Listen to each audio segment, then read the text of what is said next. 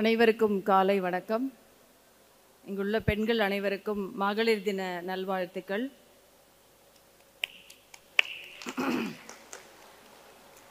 இந்த மகளிர் தினத்தை நம்ம சந்தோஷமாக கொண்டாடணும்னா அதுக்கு நமக்கு சப்போர்ட்டிவாக இருக்க வேண்டியது ஆண்கள். அது நம்மளுடைய ஃபாதர், பிரதர், நம்மளுடைய கணவர், நம்மளுடைய பசங்க. ஸோ அவங்களுக்கும் இந்த மகளிர் தினத்தை இவ்வளோ சிறப்பாக நம்மளை கொண்டாடுறதுக்கு உதவி செய்கிறதுக்காக அவங்களுக்கும் வாழ்த்துக்கள். இங்கே மேடையில் அமர்ந்திருக்கும் சென்னை மற்றும் செங்கல்பட்டு மாவட்ட நூலக அலுவலர்களுக்கு என்னுடைய வணக்கங்களும் வாழ்த்துக்களும். மற்றும் சக பேச்சாளர்கள், நிறைய ஸ்டூடெண்ட்ஸ் இருக்காங்க, ப்ரொஃபஸர்ஸ் இருக்காங்க. உங்களை எல்லாரையும் நான் இன்றைக்கி வரவேற்கிறேன். எந்த காலேஜ் ஸ்டூடெண்ட்ஸு கோட் போட்டிருக்கிறது? யாராவது ஒருத்தர் சொல்லுங்கள். Shankara arts and science. White coat போட்டிருக்கீங்களே, அதனால் என்ன காலேஜ்? ஆர்ட்ஸ் காலேஜா இல்லை ஆர்ட்ஸ் அண்ட் சயின்ஸ், பயோடெக்னாலஜி அது மாதிரி ஏதாவதா? இல்லை ஒயிட் கோட் யூனிஃபார்மா உங்களுக்கு? Uniform. Very good, very good. So இங்கே இருக்கிற நீங்களும் சங்கரா ஆர்ட்ஸ் காலேஜ் எல்லாருமே. ப்ரொஃபஸர்ஸும் இருக்காங்களா சார்? நீங்கள்லாம் நூலக அலுவலர்கள். ஓகே. ஸோ ஆக்சுவலாக எனக்கு 1 hour டைம் கொடுத்துருக்காங்க. ஆனால் நான் 15-20 minutes தான் நான் பேச போகிறேன். அதுக்கப்புறம் நம்ம will have an interactive session. முக்கியமாக இன்றைக்கி நான் ஸ்டூடெண்ட்ஸை பார்க்குறேன் அப்படின்னா டெஃபினட்டாக நீங்கள் எங்கிட்டேருந்து நிறைய சில விஷயங்களை தெரிஞ்சுக்கலாம். உடனே பூமர்னு சொல்லிடாதீங்க. ஆக்சுவலாக நிறைய பார்த்திங்கன்னா அவங்கள மாதிரி ஸ்டூடெண்ட்டாக இருக்கும்போது எனக்கு தெரியல. அதெல்லாம் நான் கஷ்டப்பட்டு அடிப்பட்டு திட்டு வாங்கி பனிஷ்மெண்ட் வாங்கி அப்புறம் தான் நான் லேர்ன் பண்ணேன். அந்த மாதிரி நான் லேர்ன் பண்ணதை எப்பயுமே நான் என்ன நினப்பேன்னா, மற்ற ஸ்டூடெண்ட்ஸை பார்க்கும்போது அதை அவங்களுக்கு கொடுத்துடணும், அந்த விஷயங்களை அவங்களுக்கு கடத்திடணும், அவங்க அந்த கஷ்டத்தை கஷ்டப்படாமல் அந்த பிரச்சனையை தாண்டி வந்துடணும்னு நினப்பேன். ஸோ அந்த மாதிரி இருக்கக்கூடிய ஒரு சில பாயிண்ட்ஸு, டிப்ஸ் தான் நான் உங்களுக்கு சொல்ல போகிறேன். ஸோ கவனமாக கேட்டுக்கங்க. அதுக்கப்புறம் நீங்கள் உங்களுடைய மருத்துவ சம்மந்தமான டவுட்ஸ் இல்லை வேறு ஏதாவது ஜென்ரல் டவுட்ஸ் இருக்குனாலும் நீங்கள் கட்டாயமாக கேட்கலாம். ஸ்டூடெண்ட்ஸை பொறுத்தவரை நான் முக்கியமாக இம்பார்ட்டண்ட்டாக நான் நினைக்கிறது என்ன அப்படின்னா, எந்த விஷயத்தில் நம்ம மிஸ் பண்ணுறோம். இப்போ நான் தஞ்சாவூரில் தான், ஒரு கிராமத்தில் தான் பிறந்தேன். தஞ்சாவூர் மெடிக்கல் காலேஜில் தான் படித்தேன். ஸ்கூலிங் எல்லாமே தஞ்சாவூரில் இருக்கக்கூடிய சின்ன சின்ன ஊர்களில் தான். ஃபாதர் பேங்க் ஆஃபீஸராக இருந்தார். அதுக்கப்புறம் பார்த்திங்கன்னா படித்து முடித்ததுமே, மேரேஜ் ஆனதுமே நேராக சவுதி அரேபியா. ஃபஸ்ட்டு ஃப்ளைட்டில் நான் ட்ராவல் பண்ணது ஆஃப்டர் மேரேஜ். அந்த ஊருக்கு போனால் எல்லாமே புதுசு, மொழி புதுசு, மக்கள் டோட்டலி டிஃப்ரெண்ட்டான பீப்புள். அரபீஸ் எல்லாருமே. ஒரு சிறிய ஒரு பகுதி தான் நம்மளை மாதிரி இந்தியர்கள். அவங்களும் பல மொழிகளை பேசக்கூடிய இந்தியர்கள். அதுக்கப்புறம் அங்கேருந்து யூகே, அதுக்கப்புறம் அயர்லாந்து, அது மாதிரி படிக்கிறதுக்காக பல இடங்கள். திரும்ப இந்தியாவுக்கே வந்தாச்சு. இப்போ 10 years நான் இந்தியாவில் இருக்கேன். ஸோ நிறைய மனிதர்களை பார்க்குறது, நிறைய இடங்களை பார்க்குறப்ப எனக்கு முக்கியமாக நம்ம எதில் லேக் ஆகிறோன்னு எனக்கு தோணுச்சு. என்ன விஷயம் அப்படின்னா, கம்யூனிகேட்டிங் ஸ்கில்ஸ்ன்னு சொல்லுவாங்க. அதாவது ஒரு விஷயத்தை நம்ம ஒருத்தர்கிட்ட சொல்ல போகிறோம், சொல்லணும்னு நினைக்கிறோம், அதை எப்படி எஃபெக்டிவாக சொல்கிறது, அது இம்பார்ட்டண்ட்டாக. அதை நீங்கள் ஸ்டூடெண்ட் ஸ்டேஜ்லேயே அதை கற்றுக்கிட்டிங்கன்னா ரொம்ப ரொம்ப நல்ல விஷயம். ஒரு எக்ஸாம்பிளோடு சொல்கிறேன், அப்போ தான் உங்களுக்கு புரியும்.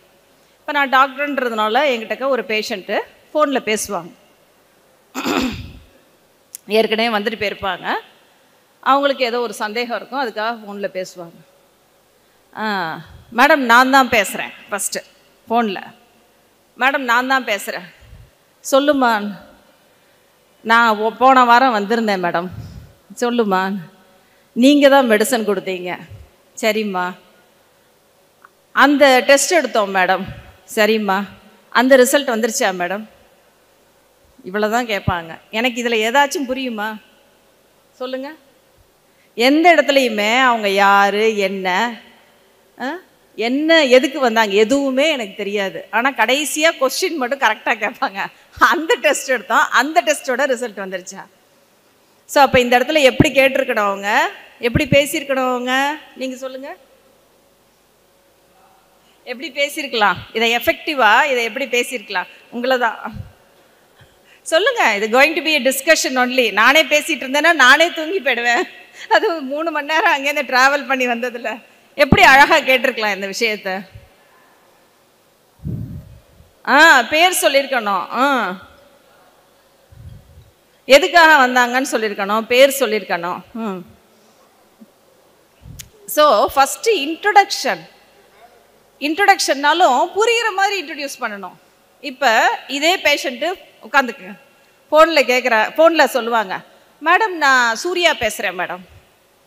சூர்யாவில் எத்தனை சூர்யா இருப்பாங்க? மேடம் நான் பவித்ரா பேசுகிறேன் மேடம். பவித்ரா அன்றைக்கி ஒரு நாள் மட்டுமே 4 பவித்ரா இருப்பாங்க. ஸோ இந்த மாதிரி ஒரு எக்ஸாம்பிளுக்காக நான் சொன்னேன். இது ஒரு படிக்காதவங்க மட்டும் இல்லை, படித்தவர்களுக்கும் இதே பிரச்சனை. ஒரு டாக்டர் எங்கிட்ட பேசுகிறாங்க, ஹாஸ்பிட்டலில் பேஷண்ட் இருக்காங்க, அவங்கள பற்றி என்கிட்ட பேசுகிறாங்க அந்த டாக்டர். மேடம் நீங்கள் ஒரு பேஷண்ட் அட்மிட் பண்ணியிருந்தீங்கல்ல, அந்த பேஷண்ட்டை பற்றி நான் சொல்கிறேன்.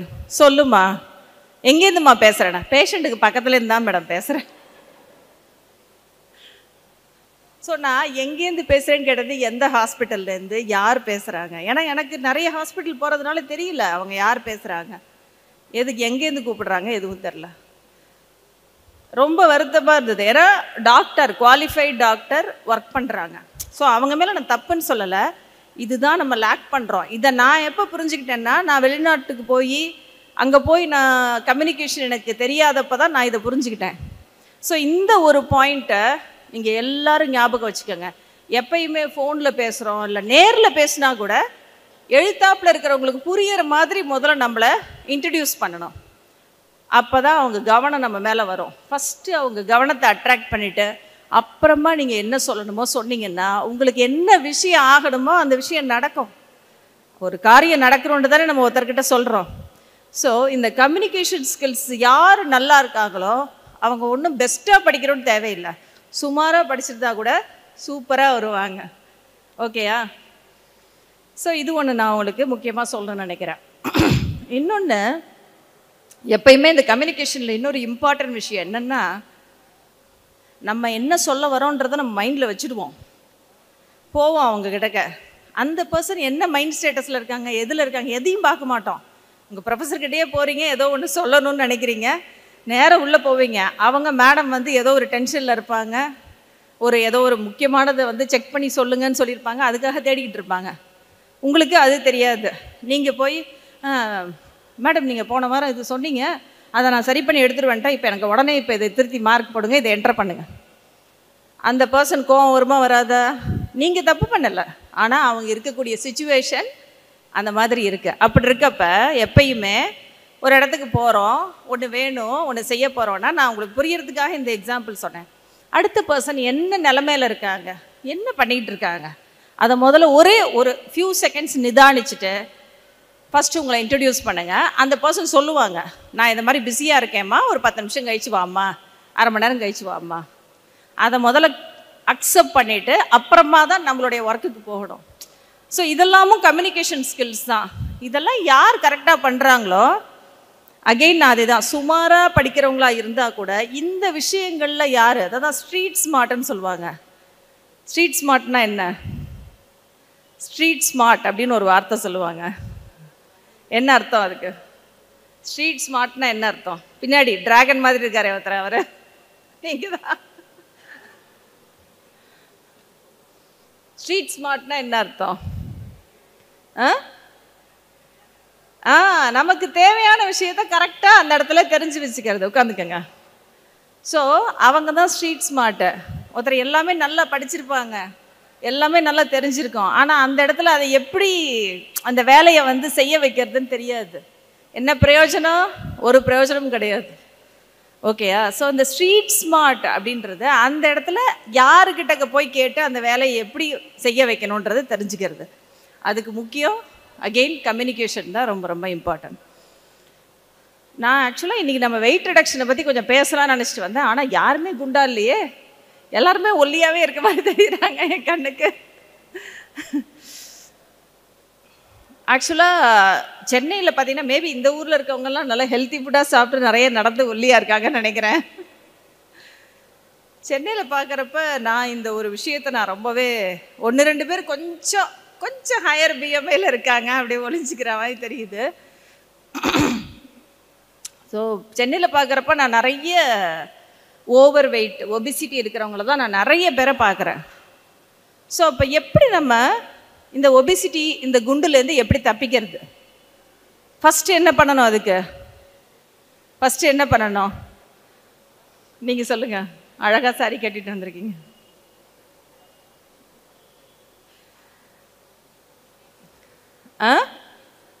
எக்ஸசைஸ் பண்ணணும். நீ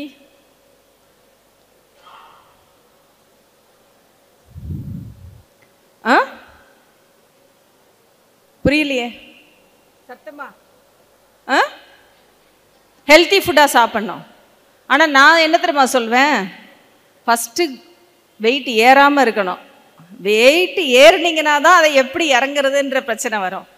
ஸோ நார்மலாக ஒரு பொண்ணு இருக்காங்க, இல்லை ஒரு பொண்ணு இருக்காங்கன்னா அவங்களுடைய வெயிட்டு பிஃபோர் மேரேஜ் என்ன இருக்கலாம், எவ்வளோ இருக்கலாம்? பிஃபோர் மேரேஜ் ஒரு normal person weight 50 kilo, 50 KG Taj Mahal 50 தான் இருக்கணும்.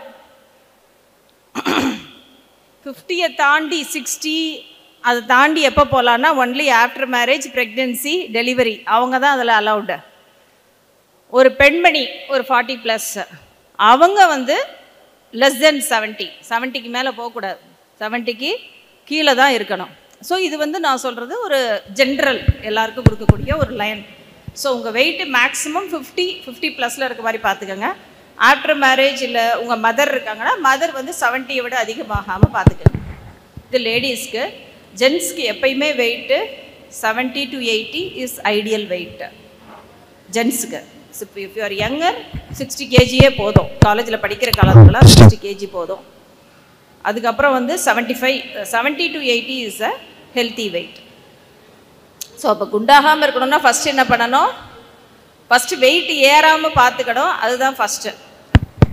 ரெண்டாவது என்னன்னா, நிறைய பேர் வரும்போது என்னம்மா இது போன வருஷம் வந்தப்போ 80 கிலோ இருந்திருக்கேன், இந்த வருஷம் பார்த்தா 90 கிலோ இருக்கு அப்படின்னா அது எப்படி வெயிட் ஏறிச்சுனே தெரில மேடம் அப்படின்வாங்க. அந்த மாதிரி இருக்கக்கூடாது. நம்ம உடம்பு நமக்கு வெயிட் ஏறுதுன்னா உடனே நம்ம கண்டுபிடிச்சிடணும். அப்போ தான் ஆரம்ப கட்டத்திலேயே வெயிட் ஏறும்போது கண்டுபிடிக்கும் போது தான் நம்மளால் அதை கண்ட்ரோல் பண்ண முடியும். அப்போ என்ன பண்ணணும்? எல்லாரும் கட்டாயமாக என்ன பண்ணணும்? காலையில் பல்லு விளக்குற மாதிரி வெயிட் பார்க்கணும்.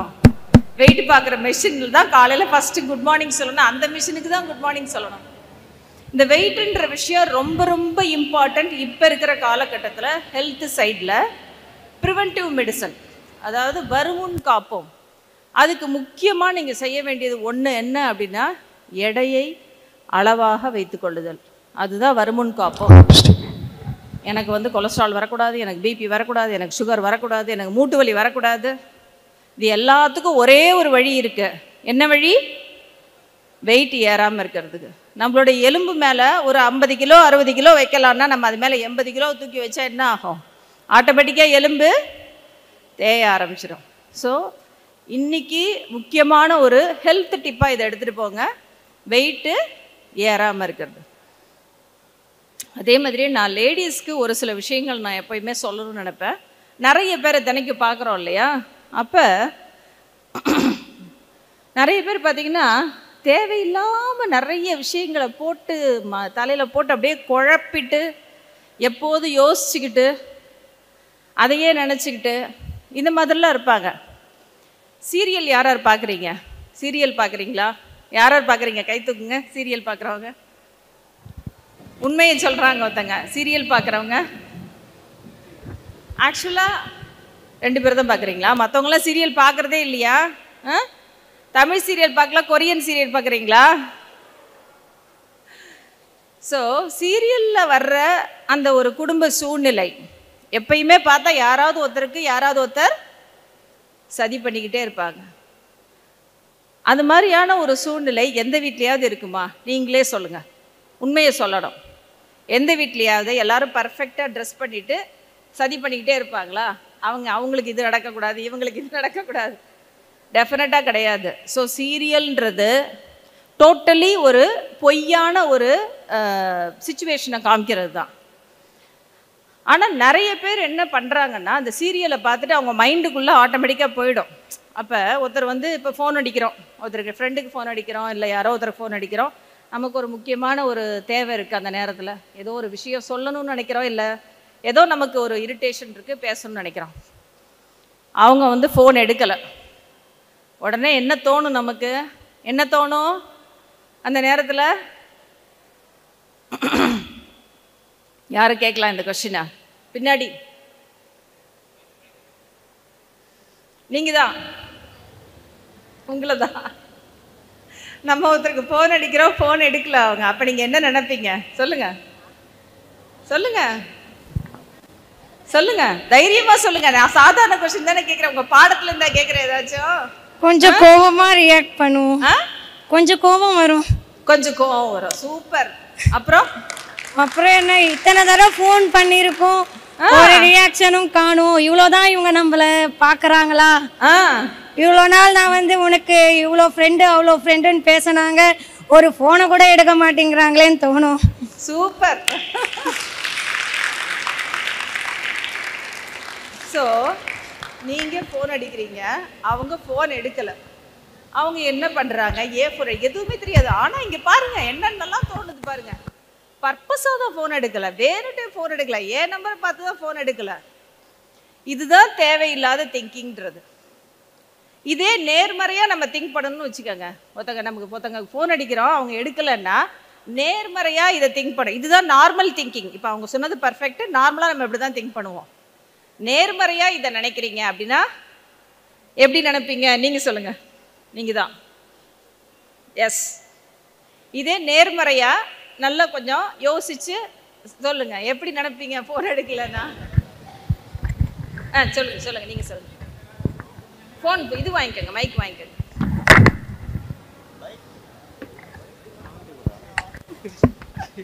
சொல்லுங்க. அவங்களுக்கு என்ன வேலை இருக்குமோ அப்படின்னு சொல்லிட்டு யோசிக்கணும். ஏதோ வேலையில இருக்கும், ஃபோனை வச்சுட்டு போயிருப்பாங்க. ஃபர்ஸ்ட் பாசிபிள் நிறைய தடவை வச்சுட்டு போயிடுறோமா? ஃபோனை வச்சுட்டு போயிருப்பாங்க, இல்லை வேற ஏதாவது வேலையில் இருப்பாங்க, எடுக்க முடியாமல் போயிருக்கோம், இல்லை நம்ம லைன் வந்து கரெக்டாக டிஸ்பிளே ஆகிருக்காது, நமக்கு அடிக்கும் ஆனால் அவங்களுக்கு அடிக்காது. இதெல்லாம் தான் காமன் பாசிபிலிட்டி இருக்காது. ஆனால் நம்ம எப்படி நினைக்கிறோம் பாருங்க, என் மேலே கோவம், என் நம்பரை பார்த்து தான் அவன் எடுக்கலை. இந்த திங்கிங்கை தான் ஃபஸ்ட்டு மாற்றணும். இந்த திங்கிங்கை மாற்றிட்டீங்க. இது எக்ஸாம்பிள் தான் நான் சொன்னேன். ஒவ்வொரு சுச்சுவேஷன்லேயும் ஒன்று உங்களுக்கு நெகட்டிவாக நடக்கிறப்ப அப்படியே அமைதியாக திங்க் பண்ணி பாருங்கள். போய் உங்கள் ரெக்கார்டை வச்சுருப்பீங்க, எல்லா ரெக்கார்டும் திருத்திருப்பாங்க, உங்கள் ரெக்கார்டு மட்டும் மிஸ் ஆகிருக்கும். எனக்கு தெரியும், மேடம்க்கு என்னை கண்டாலே பிடிக்காது, அதனால தான் என் ரெக்கார்டை மட்டும் தூக்கி வச்சுட்டாங்க, என்னை மட்டும் 4 தடவை அலைய விட்றாங்க. இப்படி தான் நம்ம நினைப்போம். ஆக்சுவலாக பார்த்தா அந்த ரெக்கார்டிங்க பின்னாடி போயிருந்திருக்கோம், வேறு ஏதாவது புக்கு கடியில் போயிருந்திருக்கோம், அவங்க கவனிச்சிருக்க மாட்டாங்க. ஸோ ஒவ்வொரு சுச்சுவேஷன்லேயும் நமக்கு ஏதாவது நெகட்டிவாக நடக்கிறப்ப யோசித்து பார்க்கலாம். அதை நெகட்டிவாக நினைக்காம இப்படி நினச்சி பாருங்களேன், இப்படி நடந்திருக்கலாமோ, பாசிபிள் இப்படி நடந்திருக்கலாம். அப்படி நினச்சிங்கன்னா நமக்கு இந்த கோவம், ஆசிட் வயிற்றுக்குள்ளே அப்படியே குபு குபுன்னு ஏறுறது, அப்படியே தலைவலி வர்றது எல்லாமே அப்படியே குறைஞ்சி போயிடும். எழுதி வச்சுக்கோங்க, இன்றைக்கி இவங்களை கால் பண்ணோம் எடுக்கலாம், அப்புறமா நம்ம கொஞ்ச நேரம் கழிச்சு கால் பண்ணுறோம், இல்லை அவங்களே கால் பண்ணுவாங்க கொஞ்ச நேரம் கழிச்சு, ஏய் நீ எதுக்கோ கால் பண்ணியிருந்த, சாரி என்னால் எடுக்க முடியல, நான் அந்த நேரத்தில் வந்து சாப்பிட்டுக்கிட்டு இருந்தேன், குளிச்சுக்கிட்டு இருந்தேன், ஏதாச்சும் ஒன்று சொல்லுவாங்க. கரெக்டாக? ஸோ இந்த விஷயத்தை ஞாபகம் வச்சுக்கோங்க. லைஃப்பில் நிறைய பிரச்சனை சால்வ் ஆயிரும் இந்த விஷயத்தை ஞாபகம் வச்சுக்கிட்டிங்கன்னா. ஏன்னா நான் நிறைய மிஸ்டேக் பண்ணியிருக்கேன், அதனால தான் நான் உங்களுக்கு இந்த பாயிண்ட்டை சொன்னேன். நான் சவுதியில் ஒர்க் பண்ணுறப்ப நிறைய டிஃப்ரெண்ட் கண்ட்ரி பீப்புள் இருப்பாங்க. அரபீஸ் தான் நிறைய இருப்பாங்க. அரபீஸ்னால் அரபு மொழி பேசுகிறவங்க. நம்மளோட தமிழ் மொழி வந்து நம்ம தமிழ்நாட்டில் பேசுகிறோம், பட் வெளிநாட்டில் நிறைய மொரீஷியஸ் நிறைய நாடுகள்லேயும் தமிழ் மொழி பேசுகிறாங்க இல்லையா, இந்தோனேஷியா, ஸ்ரீலங்கா. ஸோ அது மாதிரி இந்த அரபு மொழின்றது வந்து நிறைய அந்த மத்திய தரைக்கடல் நாடுகள், நிறைய நாடுகளில் பேசக்கூடிய ஒரு மொழி. அப்போ எகிப்து, மற்ற சூடான், நிறைய சிரியா, எல்லா நாட்டிலேருந்து வரவங்களும், லெபனான், எல்லாருமே இந்த அரபு மொழி தான் பேசுவாங்க. நமக்கு இந்தியர்களுக்கு இருக்கக்கூடிய ஒரு பெரிய அட்வான்டேஜ் என்னென்னா, நம்ம இங்கிலீஷ் நல்லா ஸ்ட்ராங்காக இருப்போம். நம்மளோட இங்கிலீஷ் நம்ம தான் நினச்சிக்குவோம், ஐயோ நான் சரியாக பேசுகிறேன்னா தெரியலையே, கிராமர் சரியாக பேசுகிறேன்னா தெரியலையே, கரெக்டான வார்த்தை நம்ம நினச்சிக்குவோம். ஆனால் உண்மையிலே வெளிநாட்டில் போய் பார்த்தீங்கன்னா நம்ம தான் சூப்பராக இங்கிலீஷ் பேசுவோம், இந்தியன்ஸ் தான் பெஸ்ட்டுன்றுவாங்க. ஓகேயா? அந்த அளவுக்கு நம்மளை ஸ்கூல்லையே நல்லா நம்மளை வந்து கிராமரில் எல்லாத்தையும் நம்மளை ட்ரெயின் பண்ணிடுவாங்க. ஸோ ஓரளவு நம்ம சுமாராக இங்கிலீஷ் படிச்சிருந்தா கூட நம்மளால மேனேஜ் பண்ண முடியும். அவங்க இங்கிலீஷை பார்க்கும்போது ஆட்டோமேட்டிக்காக நமக்கே ஒரு கான்ஃபிடென்ஸ் வந்துடும், அப்போ நம்மளாம் எங்கேயோ எவ்வளோ தேவலாம் அப்படின்னு தோணிடும். அப்போ அந்த ஹாஸ்பிட்டலில் ஹெட் ஆஃப் த டிபார்ட்மெண்ட்டு ஒருத்தர் இருக்கார். அவர் வந்து எஜிப்சியன். அவர் வந்து என்னை பார்த்தாலே மூஞ்சி உம்முன்னு வச்சுக்குவார், அப்படி மூஞ்சி திருப்பிட்டு போவார். நான் எதாவது கேட்டால் கூட பதில் சொல்ல மாட்டார். எனக்கு ரொம்ப இரிட்டேட்டிங்காக இருக்கும், ஏன் இந்த டாக்டர் கொஞ்சம் கூட ஃப்ரெண்ட்லியாகவே இல்லை, இப்படி இருக்காரா இவர் அப்படின்னு. எனக்கு அவர்கிட்ட ஏதாவது போய் கேட்கறதுனால இரிட்டேட்டிங்காக இருக்கும், எதுவுமே கேட்க மாட்டேன். மேக்ஸிமம் நானே ஏதாவது பண்ணி, இப்போ சர்டிஃபிகேட்ஸ் கொடுக்கணும், சில சமயம் ஏதாவது மெடிக்கல் சர்டிஃபிகேட்ஸ், ட்ராவல் பண்ணுறோம், அது மாதிரி நிறைய விஷயங்கள் வரும் அங்கே. அதெல்லாம் நம்ம வந்து ஹெட் ஆஃப் த டிபார்ட்மெண்ட் கிட்ட அனுப்பணும், சைன் பண்ணணும், நம்ம எக்ஸ்பிளைன் பண்ணணும். மேக்ஸிமம் நம்ம அவாய்ட் பண்ணி வேறு யார்ட்டையா கொடுத்து அனுப்புறது, இப்படியே பண்ணிகிட்டு இருந்தேன். அப்புறம் ஒரு நாளைக்கு ஏதாச்சும் இன்னொருத்தர்கிட்ட, அவருக்கு க்ளோஸாக இருக்கக்கூடிய ஒருத்தர்கிட்ட பேசக்கூடிய ஒரு வாய்ப்பு. அப்போ பேசும்போது நான் சொன்னேன், எல்லாருக்கிட்டையுமே இப்படி தான் இருப்பார் அவர், இப்படி பேசக்கூட மாட்டேங்கிறாரு, மூஞ்சியை கூட திருப்பி பேச மாட்டேங்கிறாரு, இப்படி மரியாதையே இல்லாமல் இப்படி இருக்காரு அப்படிலாம் நான் சொல்லிடுறேன், பேசுகிறேன், அவங்கக்கிட்ட கேட்குறேன்னா. அப்போ தான் அவங்க சொல்கிறாங்க, மேடம் உங்களுக்கு தெரியாதா, அவருக்கு இங்கிலீஷே தெரியாது, நீங்கள் என்ன பேசுகிறீங்கன்னு அவருக்கு புரியாது. அதனால தான் மோஸ்ட்லி இங்கிலீஷ் பேசுகிறவங்ககிட்டேருந்து அவரே அப்படியே ஒன்றும் கண்டுக்காத மாதிரி அவரே போயிடுவார். அதுதான் ரீசன். ஆக்சுவலாக அவருக்கு யார் மேலேயும் கோவம் இல்லை, மேபி பயம் வேணா இருக்கலாம். பாருங்களேன், எவ்வளோ நாளைக்கு நான் வந்து கோவப்பட்டுட்டு இருந்திருக்கேன். மினிமம் அட்லீஸ்ட் ஒரு 6 months இருக்கும். நான் அவ்வளோ கோவம் வரும் எனக்கு ஒவ்வொருத்தரையும் கேட்கும் போது அவர் பதில் சொல்லு. இது மாதிரி நிறைய நேரங்களில் ஏதாச்சும் ஒரு விஷயம் பின்னாடி இருக்கும். அதை தான் நான் சொல்கிறேன் உங்களை. அதை ரிசர்ச் பண்ணிங்கன்னா நமக்கு தேவையில்லாமல் எதுக்கு இவ்வளோ கோவம், ஆசிட் செக்ரீஷன், டென்ஷன் தேவையே இல்லை. ஒவ்வொரு தடையும் நம்ம கோவப்படும் போதும் நம்ம உடம்புல நிறைய தேவையில்லாத கெமிக்கல்ஸ் சுரக்கும். ஃபஸ்ட்டு அடி வாங்கிறது நம்மளுடைய வயிறு தான். வயிறு, இன்டெஸ்டைன் போய் அந்த ஆசிட் போய் வயிறை நல்லா புண்ணு பண்ணிடும். அதே மாதிரி குடலில் உள்ள டைஜஷன் ப்ராப்ளமும் ஸ்டார்ட் ஆகிடும். தமிழில் ஒரு அழகான வசனம் உண்டு, எங்களோடலே சொல்லுவாங்க, மனம் படபடத்தால் குடல் படபடக்கும் அப்படின்னு சொல்லுவாங்க. எப்போ நம்ம மனசு வந்து அப்படியே கோவத்தில், இல்லைன்னா பயத்தில், இல்லை வெறுப்பில், அந்த மாதிரி நெகட்டிவ் ஃபீலிங்ஸில் நம்ம மைண்ட் அப்படியே டிஸ்டர்ப் ஆகுதோ, அப்போ என்ன ஆகும்னா நம்மளுடைய வயிறு, குடல் எல்லாமும் அப்படியே டிஸ்டர்ப் ஆகும். சில பேருக்கு இந்த பிரச்சனையே இருக்கும். சாப்பிட்டதும் பார்த்திங்கன்னா உடனே அவங்களுக்கு வந்து டக்குன்னு உடனே அந்த மோஷன் போகிற ஃபீலிங் வரும். இல்லைன்னா ஒரு டென்ஷனான சுச்சுவேஷன்னா அவங்களால அப்படியே வயிறு போட்டு வயிறு கலக்குதுன்னு சொல்லுவோம் இல்லையா, ஐயோ எனக்கு வயிற்ற கலக்குது, டென்ஷன், நீ என்ன வைவால கேட்க போகிறாங்கன்னு தெரியல. ஸோ அதனால நம்மளுடைய மைண்டு, பர்டிகுலர்லி நெகட்டிவ் ஃபீலிங்ஸ்க்கும் வயிற்றுக்கும் எப்பயுமே சம்மந்தம் உண்டு. அதனால தான் தேவையில்லாததை அவாய்ட் பண்ணலாம். ஆக்சுவலாக எக்ஸாம் ஸ்ட்ரெஸ்லேயே நல்ல ஸ்ட்ரெஸ் இருக்குது, கெட்ட ஸ்ட்ரெஸ் இருக்குது. தெரியுமா? ஸ்ட்ரெஸ்ஸுனாலே நம்ம என்ன நினைக்கிறோம், ஐயோ ஸ்ட்ரெஸ் ரொம்ப எனக்கு பயங்கர ஸ்ட்ரெஸ்ஸுனா கெட்டது, இப்படி தான் நினைக்கிறோம். ஆக்சுவலாக நல்ல ஸ்ட்ரெஸ் இருக்குது தெரியுமா? நீங்கள் சொல்லுங்கள், உங்களை தான் விட்டுட்டேன் போன தடவை. நீங்கள் சொல்லுங்கள். ஸ்ட்ரெஸ்ஸில் சும்மா உங்களுக்கு தெரிஞ்சது சொல்லுங்கள், யோசித்து சொல்லுங்கள். ஸ்ட்ரெஸ் அப்படின்னா என்ன அர்த்தம்? மன அழுத்தம். அதுலேயே 2 இருக்குது, நல்ல மன அழுத்தம், கெட்ட மன அழுத்தம். கெட்ட மன அழுத்தம் நமக்கு எப்போ வர்றது தான். நல்ல மன அழுத்தம்னா என்ன சொல்லுங்கள்? உங்கள் பேர் என்ன சொல்லுங்கள் ஃபஸ்ட்டு? என் பேர் வந்து கோகுலக்கண்ணன். கொஞ்சம் தள்ளி வச்சு பேசுங்க. கோகுலக்கண்ணன். கோகுல் சொல்லுங்க. கோகுல், நல்ல மன அழுத்தம் நான் என்ன, அது எப்போ நமக்கு யூஸ்ஃபுல்லாக இருக்கும்? இப்போ நான் சொன்னேன் கொஞ்ச நேரம் முன்னாடி, அந்த சுச்சுவேஷன் நான் சொன்னேன். சரி, எக்ஸாம் ஸ்ட்ரெஸ், ஓகேயா? அது நல்ல மன அழுத்தம். ஏன்னா அந்த மன அழுத்தம் நம்மளை என்ன பண்ணும்? ஹார்ட் ஒர்க் பண்ண வைக்கும், நம்மளுடைய எஃபிஷியன்சி அதிகமாக்கும், நம்மளை நல்லா படிக்க வைக்கும்.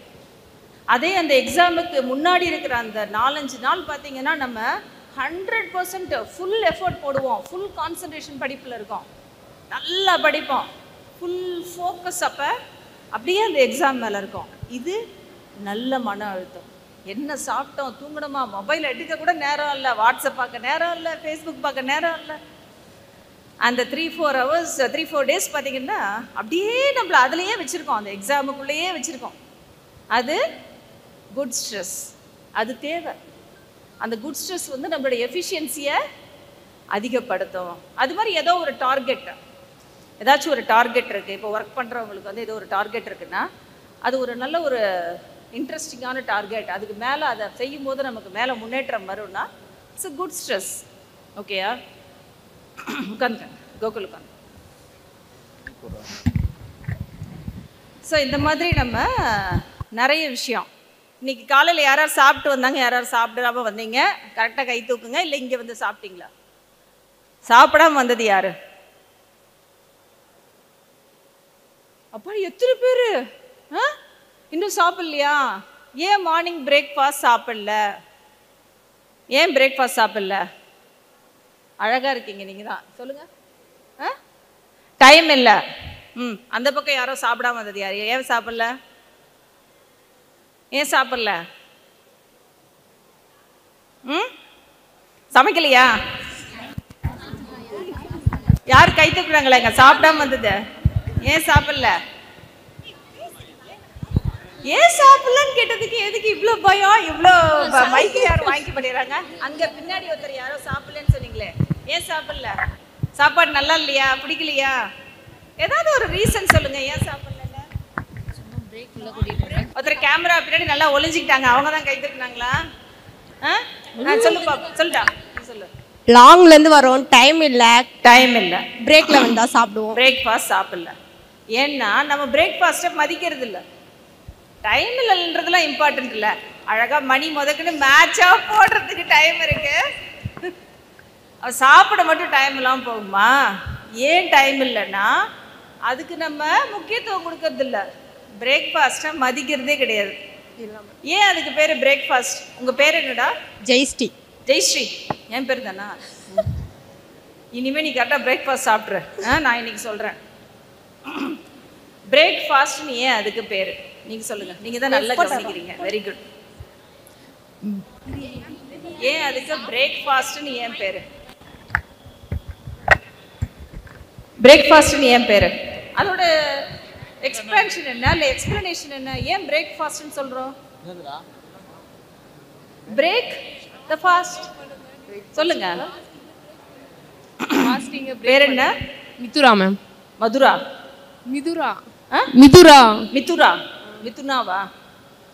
ஸோ ஏன் காலை உணவு ஏன் முக்கியம்?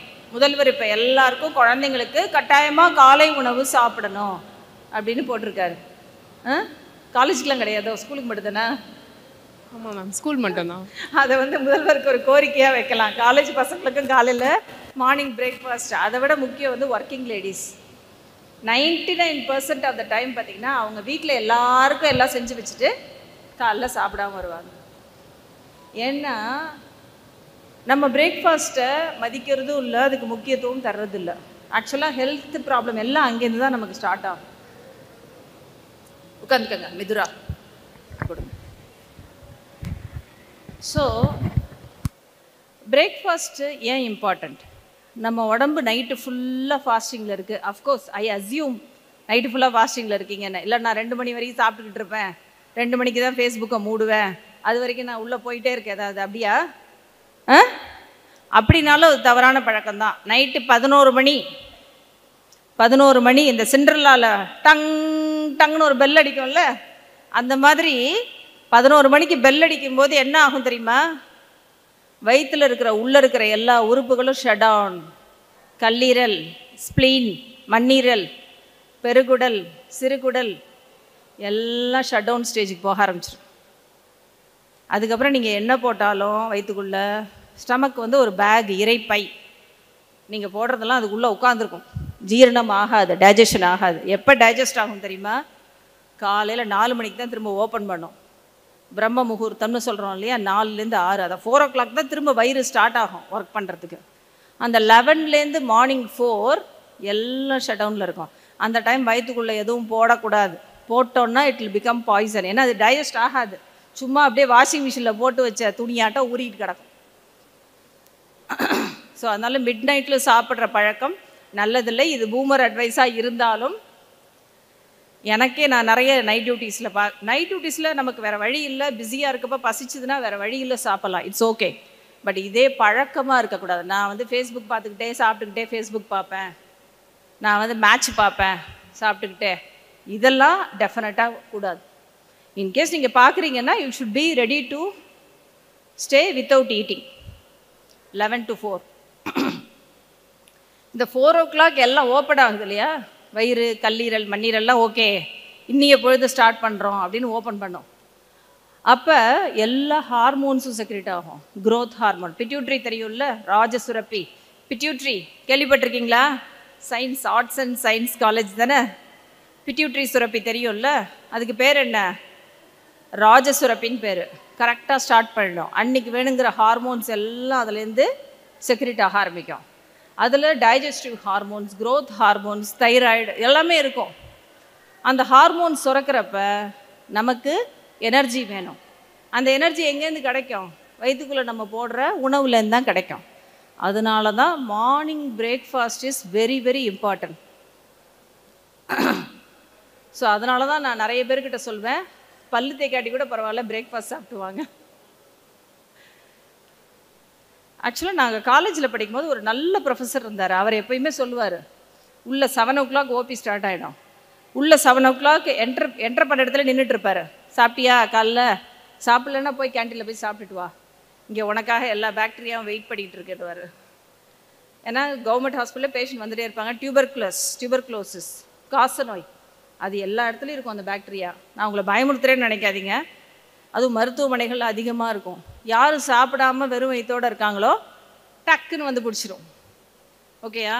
ஸோ நோய் இல்லாமல் இருக்கிறதுக்கு இன்றைக்கி 2-3 டிப்ஸ் கொடுத்துருக்கேன். உடம்பு வெயிட்டை கரெக்டாக வச்சுக்கணும், நைட்டு மிட் நைட்டில் சாப்பிடாமல் இருக்கிறது நல்லது. அதே மாதிரியே மார்னிங் பிரேக்ஃபாஸ்ட் சாப்பிட்றது பல நோய்கள்லேருந்து நம்மளை காப்பாற்றும். நான் டயட்டில் இருக்கேன், நான் சாப்பிடாமல் இருக்கேன்னா அதுக்கு நீங்கள் மிஸ் பண்ண வேண்டியது பிரேக்ஃபாஸ்ட் கிடையாது. எதை மிஸ் பண்ணணும்? யாராவது ஒருத்தர் இங்கேன்னு சொல்லுங்கள், எதை மிஸ் பண்ணலாம்? டின்னர். டின்னரில் தானே நாங்கள் வளைச்சி கட்டுறது. காலையிலேருந்து விட்டு போனது. அம்மா காலையில் நீ என்ன செஞ்ச? உப்பும் சட்னியுமா, அது நாங்கள் சாப்பிடவே இல்லை, கொண்டா. மத்தியானம் என்ன செஞ்ச? வெஜிடபிள் ரைஸ், அது கூட. நைட்டு பொங்கல், அதையும் கூட. இல்லை நைட்டு வேறு ஏதாச்சும், இல்லை நான் ஆர்டர் பண்ணி சாப்பிட்றேன் ஸ்விக்கியில். எல்லாத்தையும் வச்சு ஒரே கட்டு நைட்டு. டைம் அப்போ தானே எனக்கு கிடைக்கிது சாப்பிட்றதுக்கு. ஆனால் அதுதான் தப்பாக பண்ணுறோம். ஸோ எப்போ நம்ம வந்து இப்போ நீங்கள் டயட்டில் இருக்கணும், நான் வெயிட் ரெடியூஸ் ஆகணும், நான் வந்து 36 இந்த இது சாரி 6 பேக் போகணும், இல்லை நான் வந்து கரெக்டாக 0 சைஸ்க்கு போகணுன்னா நீங்கள் டயட் பண்ணுறீங்கன்னா நீங்கள் மிஸ் பண்ண வேண்டியது எது? டின்னர். அதுவும் மேரிட் லேடிஸ் கேட்க வேணாம். மிச்சம் மீதி இருக்கிற சாம்பார், ரசம், காய், கூட்டு, ரைஸு எல்லாத்தையும் அது எப்படி எவ்வளோ கஷ்டப்பட்டு சமைச்சிட்டு வீணாக்கலாமா? அடித்து வெளுத்துற வேண்டியதான் நம்மளே. அதை சாப்பிட்டுட்டு நம்ம தூங்கும்போது அப்படியே எல்லாம் வெயிட்டாக ஏறிடும். அதே நீங்கள் காலையில் சாப்பிட்ற உணவு நீங்கள் ஆக்டிவாக இருக்கிறதுனால செரிமானம் ஆகிடும். ஸோ நைட்டு மிச்சம் இருக்குன்னா, உங்களை ஸ்டூடெண்ட்ஸை சொல்லலை, லேடிஸ்க்கு தான் சொல்கிறேன், நைட்டு மிச்சம் இருக்கிற உணவு எல்லாருக்கும் வேணான்னா அது உங்களுக்கு வேணாம். குப்பைக்கு போக வேண்டியது தொப்பைக்கு போகக்கூடாது. ஸ்ட்ரிக்டாக இருங்க. எனக்கும் இவ்வளோ தான், எனக்கு இவ்வளோ காய், இவ்வளோ ரசம் சோறோ இல்லை 2 தோசையோ போதும், மிச்சம் மீதியெல்லாம் நம்ம தான் சாப்பிட்டு தீக்கணும்னு எந்த கட்டாயமும் கிடையாது. இன்னும் சின்ன குழந்தை இருக்கவங்கள செர்லாக் முதற்கொண்டு, ஐயோ பால் ஊற்றி செர்லாக் கலக்கியிருக்கேனே வீணா போயிருமே, செர்லாக்கையும் சாப்பிட்றது. நிறைய பேருக்கு தெரியாது ஏன் குண்டாறாங்கன்னு. ஃபுல்லாக கேட்போம், காலையிலேருந்து என்ன சாப்பிட்டேன்னு கேட்டே வரும்போது தான் தெரியும். வீட்டில் மிச்சம் பாப்பா வைக்கிற செர்லாக் முதற்கொண்டு உள்ளே போகுதுன்னு அப்போ தான் தெரியும் குண்டாறதுக்கான காரணம். ஸோ இது மாதிரி நிறைய நம்ம பேசியிருக்கோம். ஏதாவது டவுட்ஸ் இருந்தால் கேளுங்க. எனி ஹெல்த் டவுட்ஸ் குயிக்காக கேளுங்க. இன்னும் 5 minutes தான் இருக்குது. ஹெல்த் டவுட்ஸே இல்லையா? ஏதாவது கேளுங்க. 40+ வரும்பொழுது அது வரைக்கும் நம்ம எதுவுமே செக்கப் பண்ணி காட்டாலும் அட்லீஸ்ட் 40வது வயசு வரும்போது லேடிஸு உங்களுக்குன்னு ஒரு நேரம் எடுங்க. ஆனால் ஒன்று மட்டும் ஞாபகம் வச்சுக்கோங்க, நமக்குன்னு யாரும் நேரம் ஒதுக்கி கொடுக்க மாட்டாங்க. நம்ம தான் எல்லாரையும் கவனிப்போம். நம்மளை யாரும் கவனிக்க மாட்டாங்க. அது இந்த சமுதாயத்தினுடைய எழுதப்படாத விதி. அதை ஒன்றும் பண்ண முடியாது. அப்போ என்ன பண்ணணும்? நம்மளாவே நமக்குன்னு ஒரு நேரம் எடுத்துக்கணும்.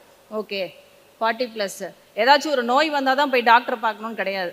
40+ல் போங்க, ஜஸ்ட்டு ஒரு செக்கப் பண்ணிக்கோங்க. எல்லாமே நல்லா இருக்குன்னு தெரியும் போது ஒரு ஹாப்பியாக இருக்குமா இருக்காதா? நிறைய பேர் டெஸ்ட் பண்ணும்போதே நினைப்பாங்க, ஐயோ டெஸ்ட் பண்ணால் ஏதாச்சும் வந்துடும் அதில், அதனால் டெஸ்ட் பண்ணக்கூடாது. இது நெகட்டிவ் தாட்டு. நான் எல்லா பேஷண்ட்கிட்டையும் டெஸ்ட் பண்ணும்போதே நான் சொல்லுவேன், உங்களுக்கு எல்லா டெஸ்ட்டும் பார்க்க போகிறேன், ஆனால் எதையும் கண்டுபிடிக்கிறதுக்கு நீங்கள் நினைக்காதீங்க, நான் எதுவுமே டவுட் பண்ணல. இந்த டெஸ்ட் பண்ணுறது எதுக்குன்னா எல்லாமே நார்மலாக வரும், நீங்கள் ஹாப்பியாக இருப்பீங்க. எனக்கு எதுவும் இல்லை, எனக்கு எந்த பிரச்சனையும் இல்லைன்னு நீங்கள் நிம்மதியாக இருப்பீங்க, ஹாப்பியாக இருப்பீங்க. அது முக்கியம் தானே? ஒரு பேஷண்ட் அப்படி தான் 10,000க்கு டெஸ்ட் எடுத்திருக்காங்க. வேறு யாரோ டாக்டர்கிட்டக்கே எல்லாம் எடுத்திருக்காங்க 10,000 ரூபாய்க்கு. அந்த ஸ்கேனு சிடி ஸ்கேனு எல்லாம் எடுத்துகிட்டு இங்கே வந்தாங்க. வந்துட்டு வரும்போதே ஒரே அழுக அந்த அம்மா. மேடம் பாருங்கள் மேடம், 10,000 ரூபாய்க்கு டெஸ்ட் எழுதி கொடுத்தாங்க, இப்போ நான் போய் காமிக்கிறேன் ஒன்றுமே இல்லைன்றாங்க டாக்டர். இது எப்படி மேடம்? ஏம்மா நீங்கள் சிரிக்கணுமா, ஏம்மா அழுகிறீங்கன்னு?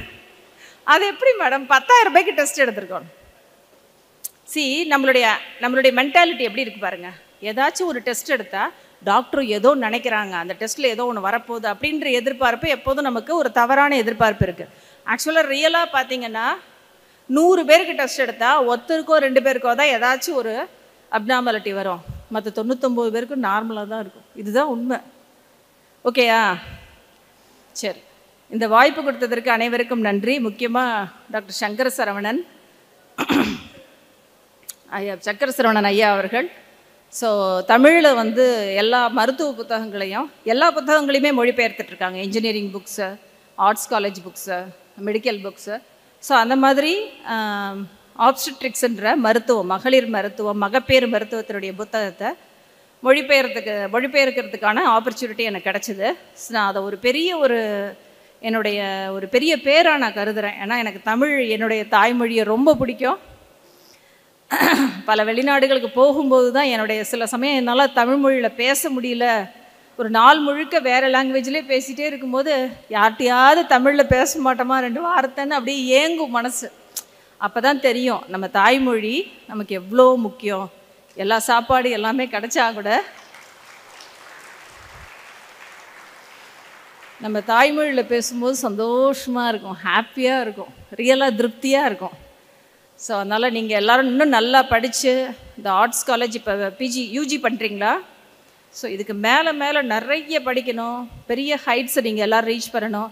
என்றைக்காவது ஒரு நாள் நாங்கள் பார்க்கும்போது, மேடம் நாங்கள் அன்றைக்கி சுகுமாரி கல்யாண மண்டபத்தில் உங்களுடைய டாக் அட்டன் பண்ணணும்னு நீங்கள் சொல்லணும். பார்க்கலாம். God bless you all. இங்கே உள்ள பெரியவர்களுக்கு என்னுடைய வணக்கங்கள். உங்களை எல்லாரையும் இன்றைக்கி மகளிர் தினத்தன்று சந்தித்ததற்கு மிக மிக மிகப்பெரிய சந்தோஷம். அனைவருக்கும் நன்றி. தேங்க்யூ.